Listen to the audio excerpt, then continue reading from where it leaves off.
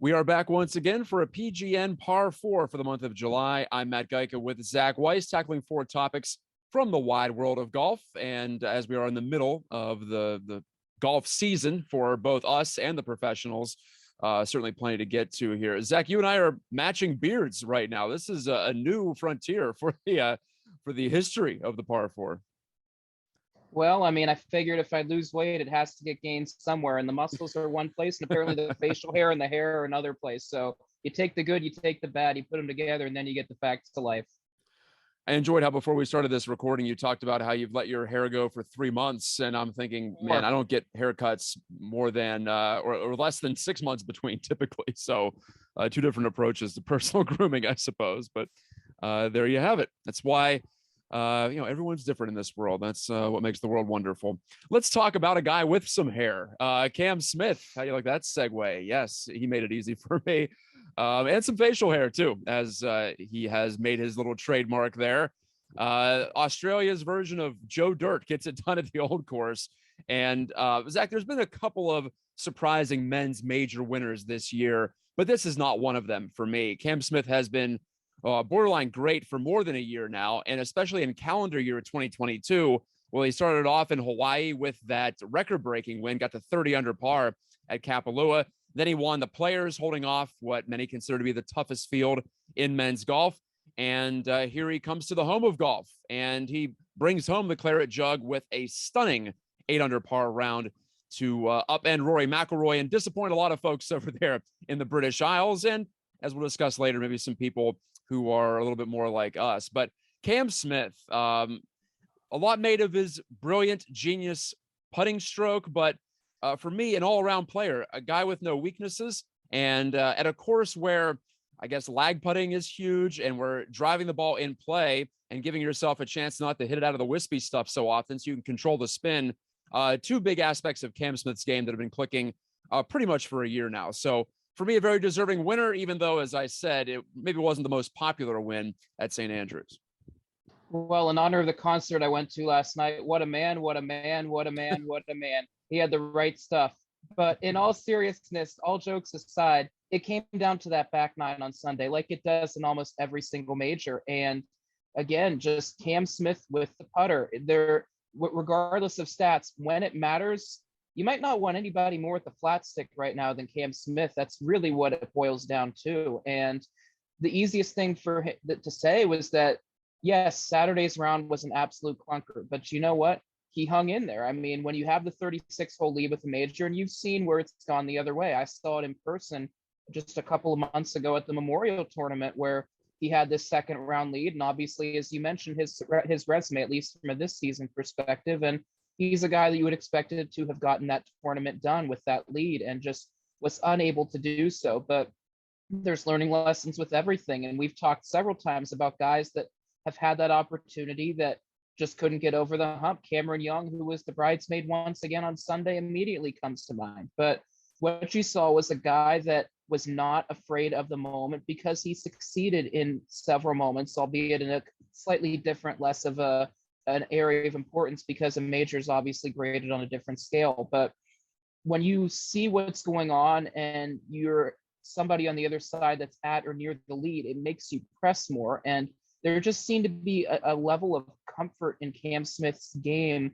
on Sunday that maybe he just didn't have before in a major like setting. And could it have been the confidence winning in Hawaii, winning at the Players, just different kind of tracks and putting it together? I mean, very much could be. It could have just been the fact that he plain and simple believed in himself. But for me, he won on Saturday by not completely losing his nerve and losing his mind, by just finding a way to scrape an under par round together in a round that probably should have been anything but under par. So for him to battle the elements in a week where maybe there wasn't as much elements as you would have expected, I think a lot of people were expecting 30-mile-an-hour winds, torrential downpour, rain, windbreaker, different layer here, but that just wasn't the case. And I know that there was some people that were asking, how is St. Andrews going to hold up in 2022 in today's scope of golf? And I think there were some detractors. Matt Fitzpatrick immediately comes to mind, despite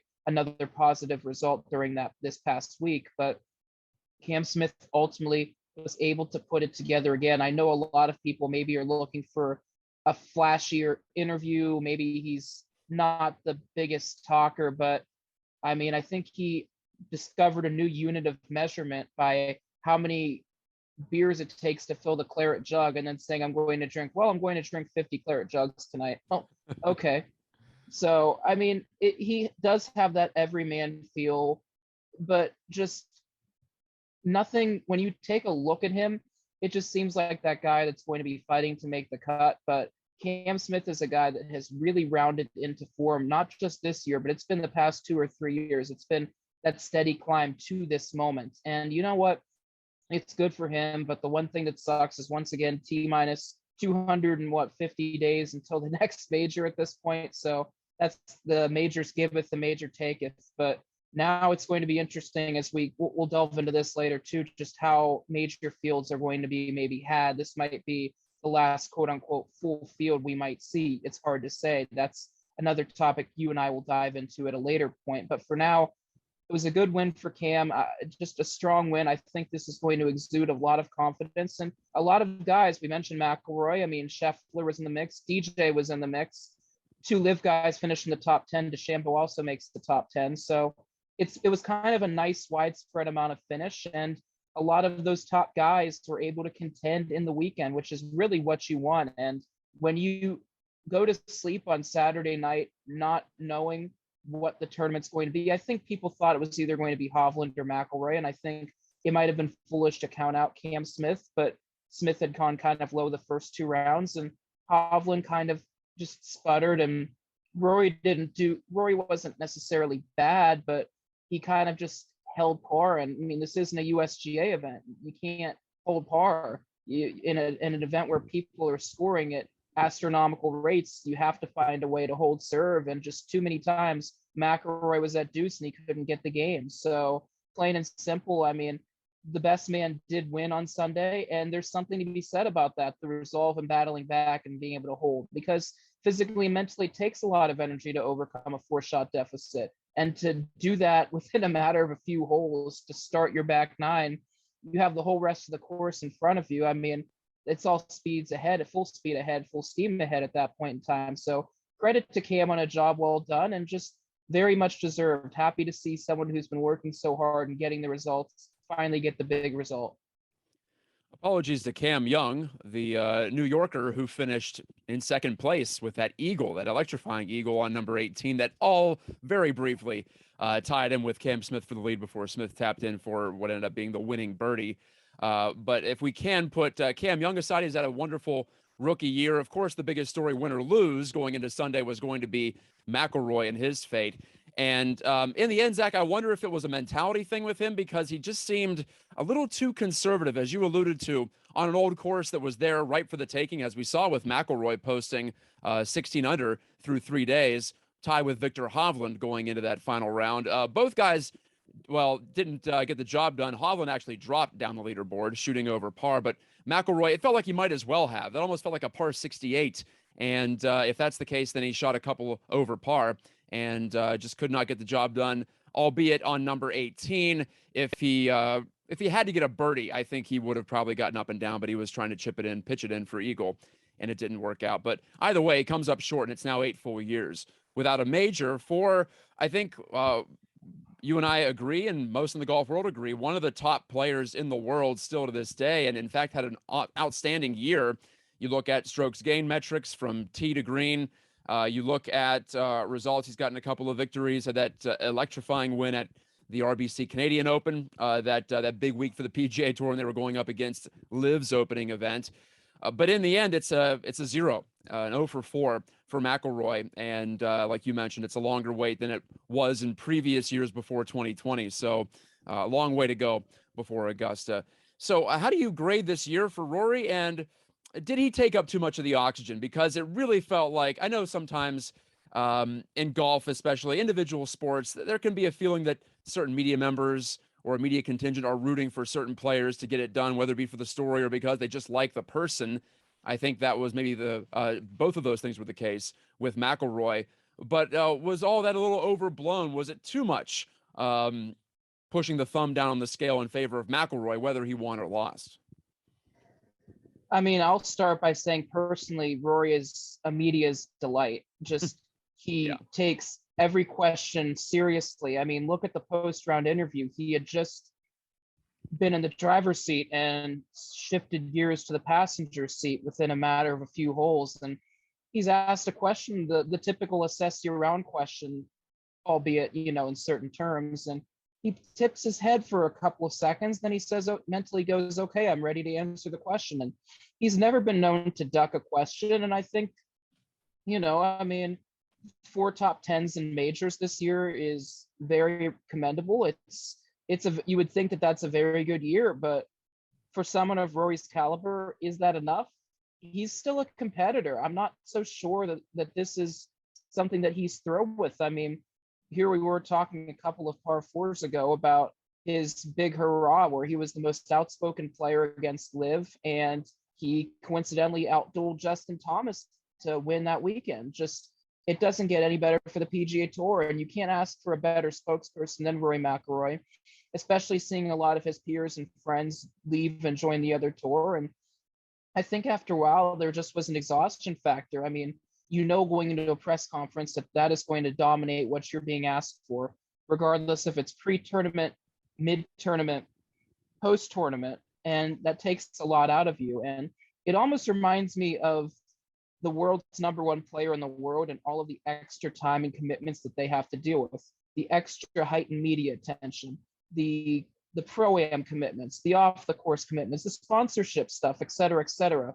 When you have someone like McIlroy, who is so willing to be the poster child against this LIV Golf movement, friends be damned, and just showing his allegiance to the tour, there's something to be said for that. But mentally, it may not have been more of a taxing year for him than this year. And we just came out of a pandemic for the last couple of years. So there's something to be said for him for taking it on and being that leader. But you do have to subconsciously wonder if there were times where in a back nine he's running out of gas, where you could see maybe he just couldn't find birdies because he had to exert that energy in other avenues, which even in recent weeks, he hasn't been as outspoken of LIV. Maybe once or twice he acquiesced and said, maybe we can find something. And the same can be said for Jon Rahm as well, with his buddy Sergio Garcia now renouncing his DP World Tour playing privileges. So there's a lot to be said that there is a lot of exhaustion, and I think Rory's feeling it maybe more than even Jay Monahan potentially, which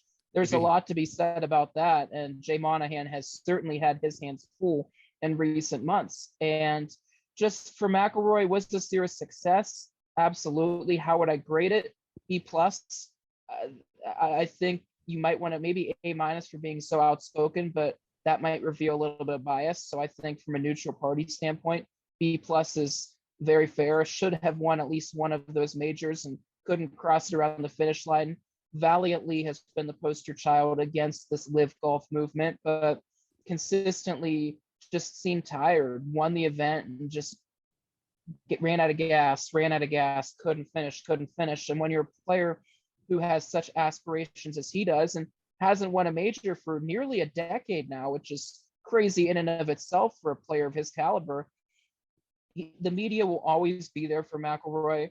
Undoubtedly, the media that probably followed him and the gallery that followed him this weekend had to have been astronomical. I tried to watch some of the action over the weekend. Of course, Tiger Woods and him having that moment on Friday was also very, very amazing. Just a simple hat tip and appreciation for Tiger, which let me take a quick left turn since he's not a shot this time, but just Tiger wanted this week so bad, and I just think maybe it was a little bit of wanting it too much. Just maybe it's a little bit of over preparation between playing in that 2-day pro-am and practicing day after day and pushing a body that probably should not be pushed at that much. I think this was the one he had circled just because of the history. I think it was one that he had circled just because the course didn't have as much elevation as the courses that he previously played at this year. This was gettable. Obviously, the successful track record, being a multi-time champion golfer of the year at St. Andrews, it just wasn't meant to be. And I think the talk of retirement or this being his last time there is very premature. I think it's something that will take time. I think there will be an effort by the R&A to push St. Andrews forward at least a year or two, maybe to help Tiger out to have that maybe last hurrah going across the bridge on 18. So do I think this is his last time at St. Andrews?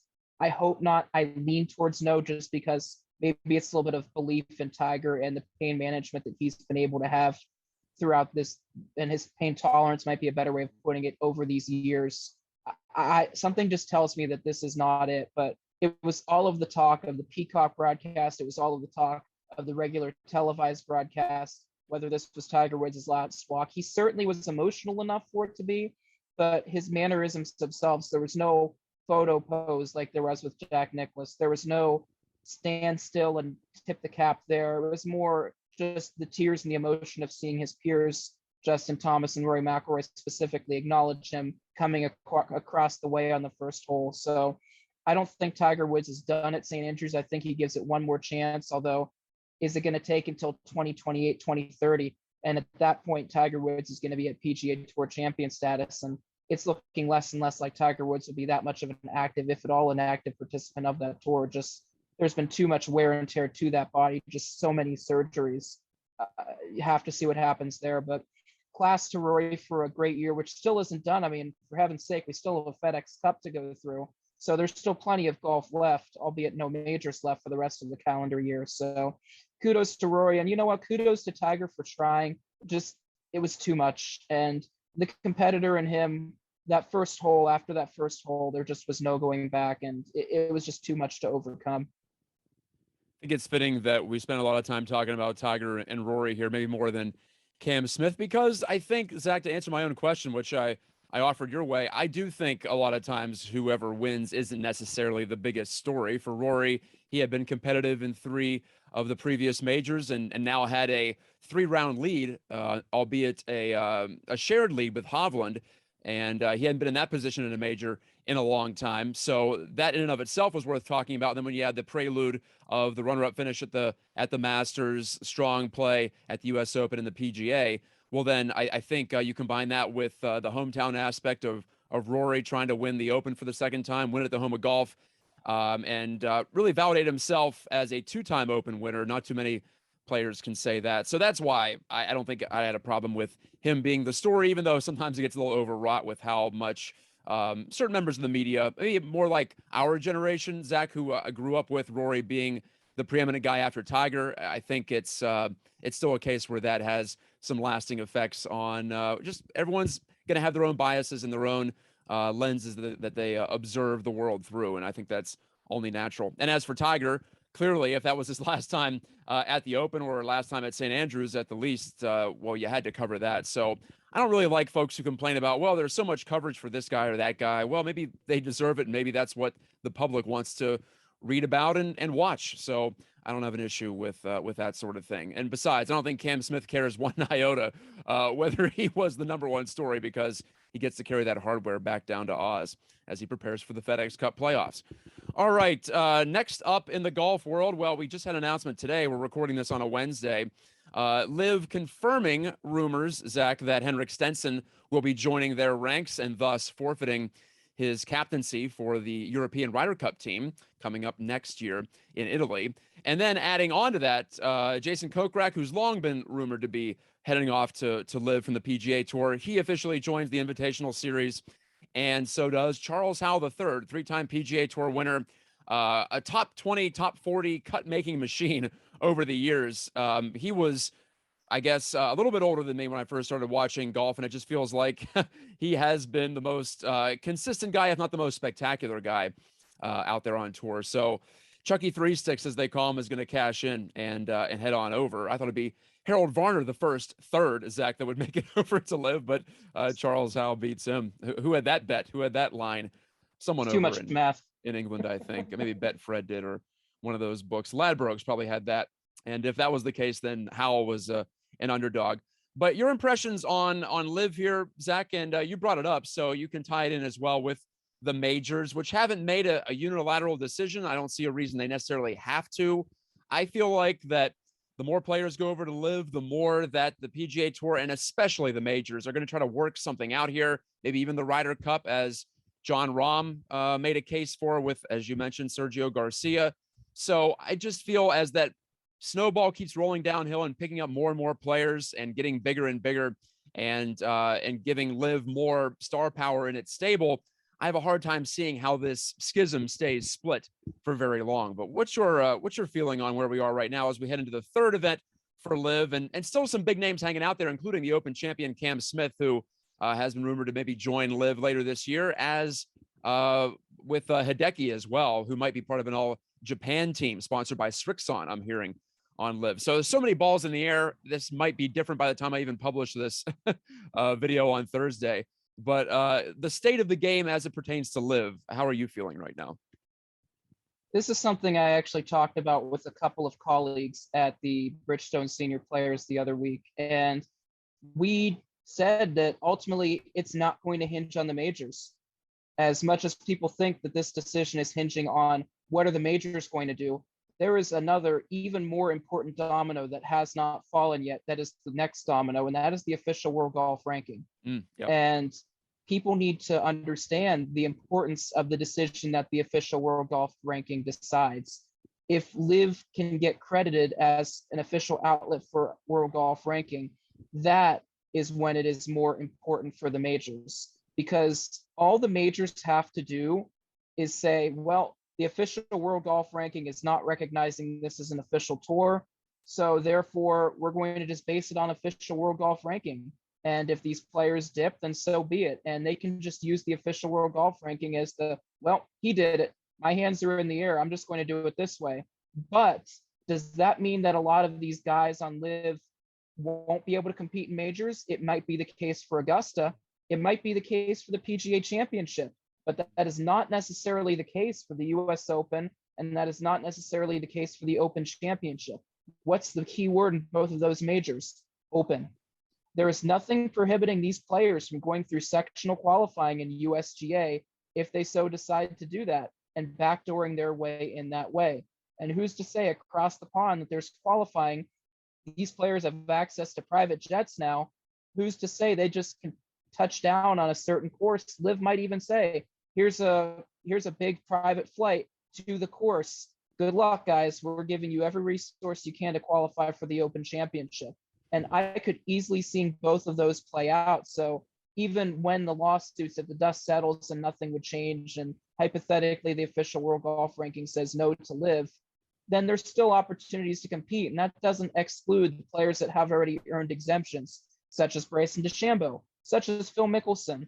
The only situation that the Masters might have would be difficult would be as it relates to its past champions that have committed to LIV.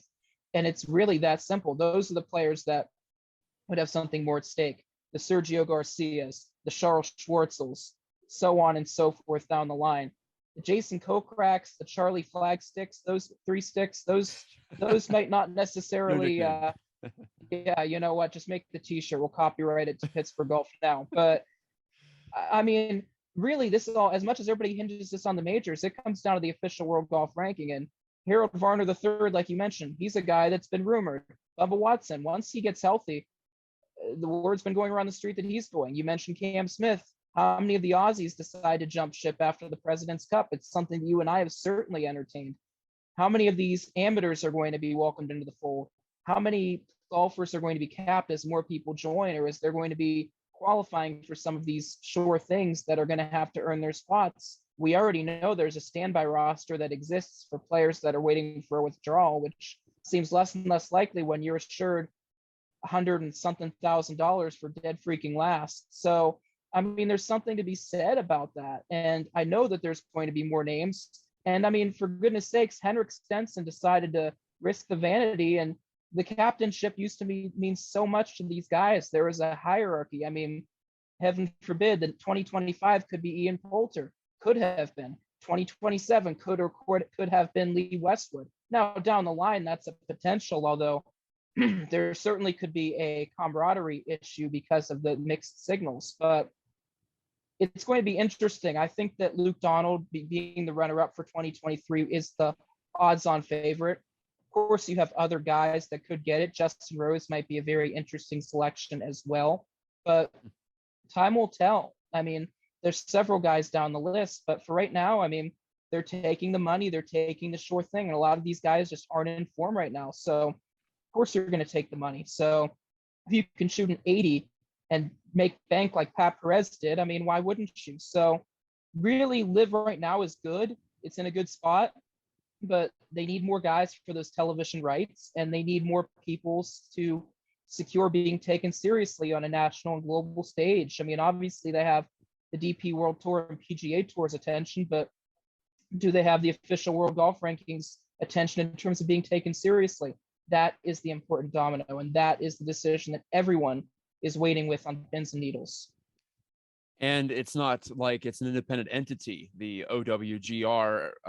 There are seats on that board, the board that votes on certain things, given to the PGA Tour, to the PGA of America, to the USGA, to Augusta National. So it's very interesting. It's very, if you'll pardon the term, incestuous here in the golf world when it comes to that sort of thing. It's not exactly some panel from on high that decides things for the OWGR. It is the very entities that are being threatened by LIV Golf. So if there is some sort of a ruling or a decision that comes down from the OWGR, the official world golf ranking, that is deleterious to LIV's pursuits of legitimacy in the golf world, I think you could definitely see some lawsuits there, just because of the anti-competitive, the antitrust nature of this sort of thing. So there's a lot to come here. And even though most of us might not be able to follow all of it through the legal system, whether it be in America or elsewhere, there's going to be a result at some point, but it's going to come after much litigation. I have a feeling. I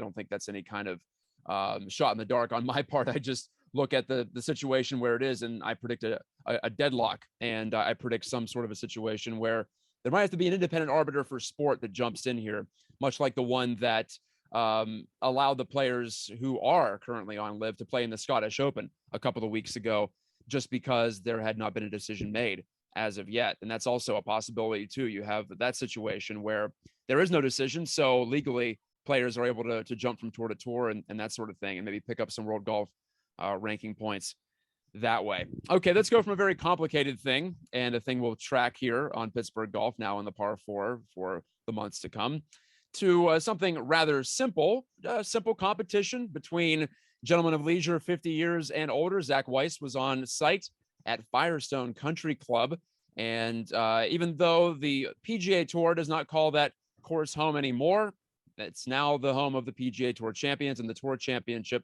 the Senior PGA Championship, I should say, Zach, and or pardon me, senior players. Excuse me. The Senior PGA Championship actually is up here where I'm living in the state of Michigan on the west side. But the senior players returned to Akron, and I'm curious of your observations from on site. You saw Jerry Kelly pull out the victory. Steve Stricker, good to see him back in the mix, by the way, after that health scare over the offseason. Terrific to watch him play golf. He's one of the more consistent guys, whether it be on the Champions Tour or overall on the planet. So really cool to see him back out there. But how has the city of Akron, how has Firestone Country Club taken to this shift here? It's been a couple of years now since the World Golf Championship venue has moved from the PGA Tour to the PGA Champions. What have you seen there the couple of times you've been out that way? Because you did cover the previous event that was there as well. Yeah, this is my third year covering this event at Firestone, and my fifth or sixth overall, which by in and of itself, that was actually my 10-year anniversary as a golf journalist, which is pretty freaking nuts at age 30. So that part's really difficult to fathom, but I'm very, very thankful for that nonetheless. But it was interesting because it was also my first taking pictures while I was covering. Saw that, yeah. It was very interesting having an understanding of where the course is, understanding the walk and knowing the hot spots. It was kind of good. I mean, I kind of skipped number one and just kind of maneuvered my way through the back and found some fronts and found some backs. And huge thanks to Colston Cooper for going with me and helping out as well. But yeah, it's interesting how these guys still compete very well. It was a very uncharacteristic year. The rough really was not up this time, but a lot of scores under par as a result, a lot more than usual. Usually you see 2 or 3 of the guys go under par, but there were at least 18 to 20 guys that were under par this year, which was interesting to observe. But the camaraderie between Jerry Kelly and Steve Stricker. Obviously mentioned it last year. I mean, what, a month before, Steve noticed that Jerry, obviously they're rivals, but they're friends, looked like he needed some help on the greens, and in the heat of competition kind of gave him a putting tip, and it helped him win a month ago. And then when I directly asked him about it, he wouldn't give specifics, although Stricker later did, which actually was apparently the first time he had spoken about it. He expressed that the difference, he was still using it, and obviously it helped guide him to victory on Sunday. He kind of flatlined, and then he found a putt kind of towards the back nine. It was either 12 or 13, where finally saw the ball go in, and then he just started rolling them in. Just getting a chance to talk to his caddy from that aspect, and talk to Jerry about the putting and how big his putting has become, and how his feel has improved. So that part was always fun. And of course, it was good to see my friend David Frost out there, still age 62, just competing out there, having fun, enjoying the walk, hitting some good shots. Just, it was good to see him just from a friend perspective and just catching up with my friend. But seeing the guys out there, seeing Colin Montgomery hit some balls, seeing Retief Goosen hit some balls, going on down the lines, always a treat seeing Bernhard Langer with any club in his hand. Just nobody does it better. I mean, for the fact that gentleman has played so much golf at that age and has been able to succeed time and time and time again, to see some of these guys that maybe for the first time, to see guys that I've seen before and see how they're attacking a golf course. Just, it's always interesting. Now, granted, there will be a sponsor change next year, but it's clear that the guys do love playing here at Firestone Country Club, and they're going to continue that relationship. And why the heck not? I mean, it's a very pure golf course. And I mean, talking to some of the people in and around the tour, just, you can't beat a 72-hole major. Sometimes when you have the 54-hole regular tour events, which they do, just sometimes you get a winner that maybe it's you go, okay. But usually when you get a 72-hole major, the cream of the crop rises to the top, and it shows so many times. I mean, you had Jerry Kelly was battling Stephen Alker, who's the Schwab Cup points leader right now. You have Ernie Els, who of course you expect him to contend on a Sunday, and he very much did until he made a mess of 16. Obviously, Steve Stricker has been in contention for quite a while, has gotten back on tour and won. And you mentioned his health scare, which he doesn't even know all the details of, which might be the scariest part of all of it. And they don't come much nicer than Steve Stricker. Steve is always a dream interview, just that he's game for everything. He might not give you much, but he's game for everything, and he understands what you're doing, and he's just respectful to everyone, from playing competitor to fan to volunteer. And just, it was nice just to see the guys have fun. Obviously, there was a viral Twitter clip of Billy Andrade helping this child enjoy his 7th birthday, and then the playing partners, Joey Sindelar, they were signing golf balls for him, and they were playing around with him, and the dad went underneath the ropes and shook the players' hands to thank them, which that was obviously a treat as well to see. So all around, just, there were very, very good vibes. The gallery was friendly. The volunteers were very knowledgeable. I mean, it's always fun being there. For me, it's a less than 2-hour drive. So just being there was was obviously a treat. That was the one steady through the pandemic for me, not being able to cover PGA Tour, but being able to cover PGA Tour champions in the pandemic. And they've always been willing to have me, and the guys there and everybody were just extremely helpful the entire way through. So a huge thank you to the PGA Tour champions media relations led by Connor Stang. I hope I pronounced the last name right, but Connor, thank you nonetheless. I appreciate all of your help in those couple of days down there, making them as simple and accessible as possible. They were pretty much game for everything, and they let me go outside the ropes with my camera, and I had a field day and had fun. And I was really happy with how a lot of those shots turned out. And huge thanks again to Colston for editing those images so I could get the story filed a lot quicker. But it was a huge help. And I think you were even surprised. I think you saw my round finish tweets, and then you saw, oh, he's done with the article already? Huh, okay, well, that sounds good. So it's always fun being there. I wish there were more tour stops that were closer. Just, I love covering these guys. It's so much fun. It is laid back, and the guys are having fun, but it's also competitive at the same time. And just to be able to walk Firestone is always a privilege. I still want to play Firestone. I think you and I know that it might take me more shots than it takes to get to the center of a Tootsie Pop to get through 16. But I was just going to there's mention only that so hole. much. Yeah. Yeah, 600 it's plus yards. Yeah. kind of 688 yards. So It's downhill though. yeah, but when I have a driver in my hand, that doesn't matter. But regardless of that, it's always a treat to be there. The hospitality is always very nice, and the media relations work volunteers are always so willing and giving. Just it's always so fun to be down there. Tour stop wise, I'm hoping to get at least one more, and probably circling either the Nationwide Children's Hospital Championship or the Dana Open presented by Marathon on the LPGA Tour.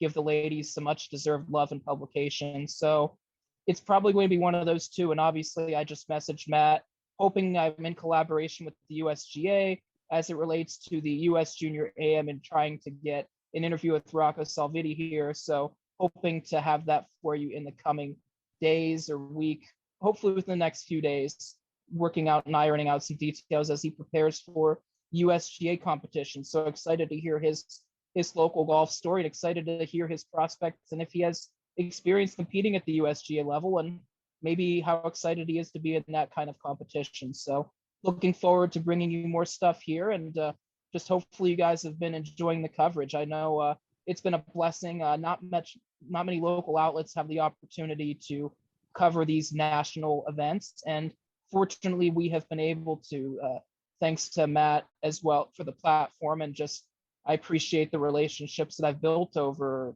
10 years, which is still crazy to think about. I remember fondly my times going out to Quicksilver Golf Club in McDonald, PA, catching Chichi Rodriguez and Arnold Palmer and Jack Nicklaus and Lee Trevino. So there's a lot to be said for going to, well, quote unquote, senior event, now called the Champions Tour. We all know it's a senior event. And people can laugh at that sometimes or make light of it, but still great golfers, and as you saw last week, can still light up a golf course as quality as Firestone Country Club. And even though they're not coming to the Pittsburgh area, it's not that bad of a drive. So I'd suggest getting out there if you haven't been out there for the seniors or you haven't been out there overall. Okay, we're out of time here on the PGN Par 4. Thanks for watching. PittsburghGolfNow.com.